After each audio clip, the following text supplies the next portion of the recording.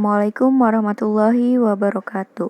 Kami dari kelompok 13 yang terdiri dari saya sendiri, Natasha Aulia, dan teman-teman saya ada Asta Mukti, Maisinta, Rofidiana, dan Muhammad Fahru Roji, ingin mempresentasikan tentang psikologi konsumen. Oke, yang pertama ada konsep dasar psikologi konsumen.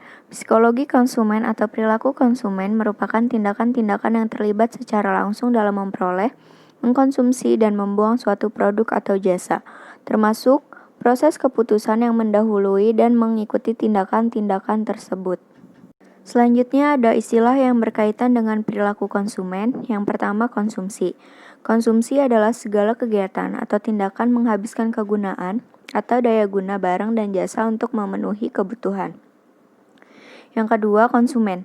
Konsumen adalah penggunaan barang dan jasa yang tersedia dalam masyarakat, baik untuk kepentingan diri sendiri, keluarga, orang lain, maupun makhluk hidup dan tidak untuk diperdagangkan.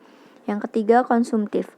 Konsumtif adalah perilaku boros dalam mengkonsumsi barang atau jasa secara berlebihan, mendahulukan keinginan daripada kebutuhan. Dan yang terakhir, konsumerisme. Konsumerisme adalah cara melindungi publik dengan memberitahukan pada mereka barang-barang yang berkualitas buruk, tidak aman digunakan, dan sebagainya. Selanjutnya, faktor-faktor yang mempengaruhi perilaku konsumen ada 4. Yang pertama, faktor sosial. Di sini faktor sosial meliputi kelompok sebagai berikut. Yang pertama, kelompok. Kelompok adalah sikap dan perilaku seseorang dipengaruhi oleh berbagai kelompok kecil. Yang kedua, pengaruh keluarga. Keluarga sangat berpengaruh yang besar dalam perilaku pembelian. Dan yang terakhir ada peran dan status. Yang kedua, ada faktor personal. Faktor personal meliputi kelompok sebagai berikut. Yang pertama, situasi ekonomi. Yang kedua, gaya hidup. Yang ketiga, kepribadian dan konsep diri. Yang keempat, umur dan siklus hidup. Dan yang terakhir, pekerjaan seseorang mempengaruhi barang dan jasa yang dibeli. Yang ketiga, ada faktor psikologis, yaitu meliputi sebagai berikut. Yang pertama, motivasi. Yang kedua, persepsi. Yang ketiga, pembelajaran. Dan yang terakhir, beliefs dan attitude. Dan yang terakhir ada faktor kebudayaan, meliputi sebagai berikut. Yang pertama, subkultur. Dan yang kedua, kelas sosial. Selanjutnya ada aspek kepribadian konsumen. Aspek kepribadian dalam pengambilan keputusan untuk membeli atau menggunakan jasa. Konsumen dipengaruhi oleh faktor-faktor dalam dirinya, kognitif, afektif, dan ciri-ciri kepribadian. Juga dipengaruhi faktor di luar dirinya, yaitu kebudayaan, keluarga, status sosial, dan kelompok acuan. Yang pertama, proses kognitif. Yang kedua, proses afektif meliputi motivasi dan sikap.